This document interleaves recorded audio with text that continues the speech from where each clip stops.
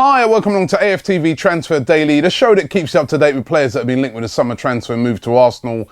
And first of all, let's just say commiserations going out to Aaron Ramsey. Even though he didn't play last night, Wales have been brave throughout the tournament. One of the main reasons why they've been so successful has been Aaron Ramsey. And it was such a shame that he was missing in that game against Portugal yesterday. It was a massive miss. You could see that they just lacked something without Ramsey in the team, but he can be proud of his achievements during the Euros. And listen, Wales go marching on to other tournaments and they can go in there with their heads held up high. And Aaron Ramsey, let's hope he brings that form back to Arsenal.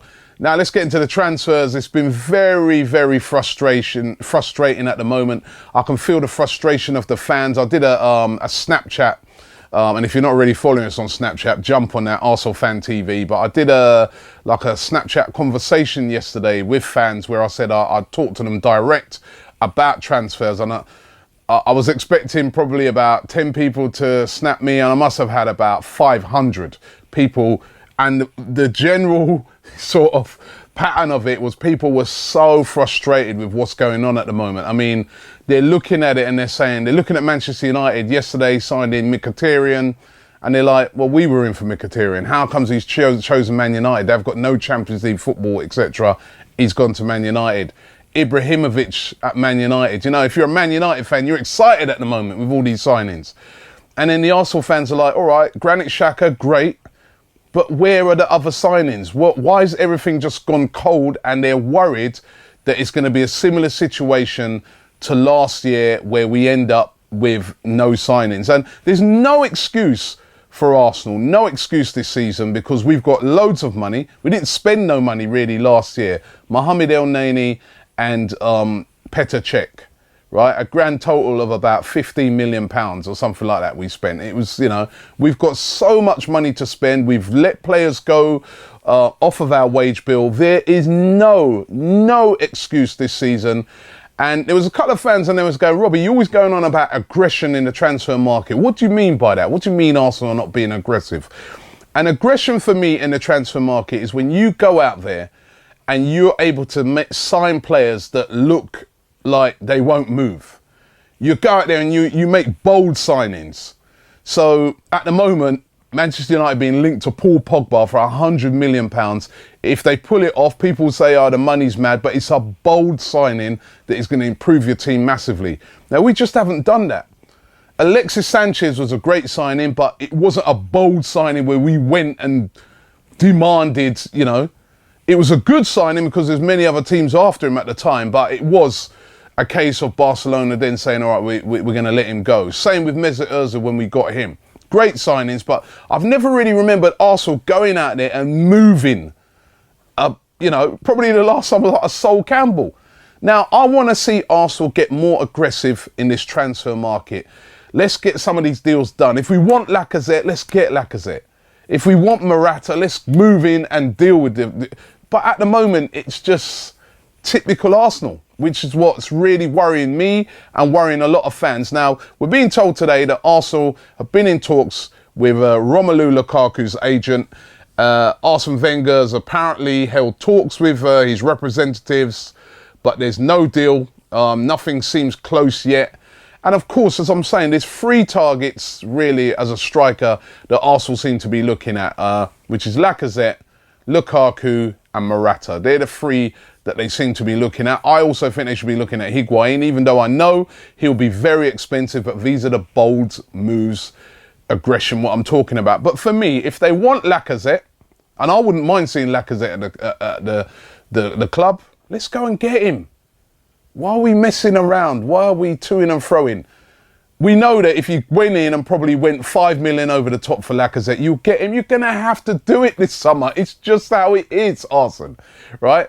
So if we want Morata, let's get that done. I've always, from the start of this transfer window, been told that is Arsene Wenger's favoured target, Alvaro Morata. If we want him, it's going to be expensive. Simple as that.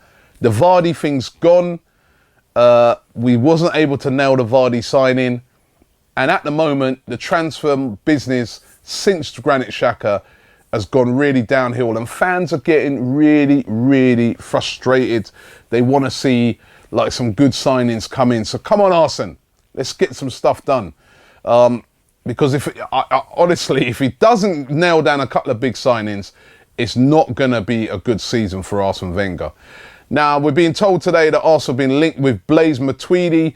Again, Matuidi is a guy, I'm surprised he's 29. I didn't realise he was that old, Blaise Matuidi, because when you see him play, he's all action. Of course, plays for PSG.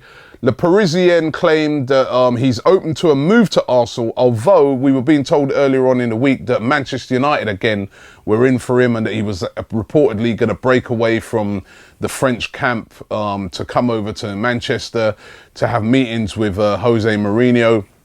But we're also being told by Le Parisien that Matuidi wouldn't mind a move to Arsenal. I don't know. Now, would Arsene Wenger try and get Matuidi in? 29. And then he's got guys like Aaron Ramsey and Xhaka now that can play that similar sort of role. So I'm really a bit unsure about that. And Jack Wilshere as well. So for me, I can't see that one happening. But Le Parisien linking Blaise Matuidi, who's a very, very good player, by the way, with Arsenal. We're also being linked with Jonas Hector. Now, I don't know if this is a coincidence because Germany are playing against France tonight. So all these France and Germany players are being linked. You get the pattern.